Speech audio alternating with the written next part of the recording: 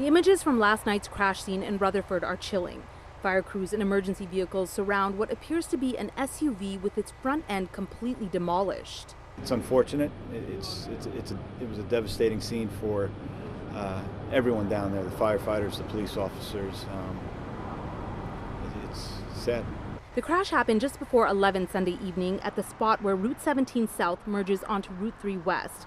Rutherford Police Chief John Russo says an SUV rear-ended a large construction vehicle that was operating on a nearby state-led construction project. The 5 people inside the SUV, 3 women, 1 man, and a male toddler were killed. The adults were all pronounced dead on the scene, but the child died a few hours later at Hackensack University Medical Center.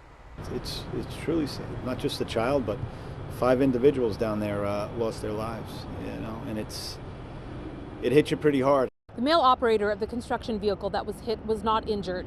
Meanwhile, the Bergen County Prosecutor's Office is now looking into exactly what led to this crash.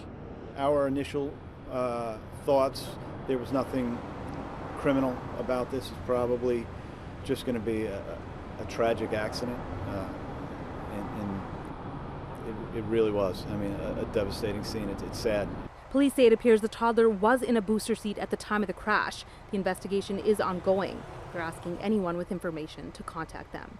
In Rutherford, New Jersey, Kiran, Dhillon, CBS 2 News.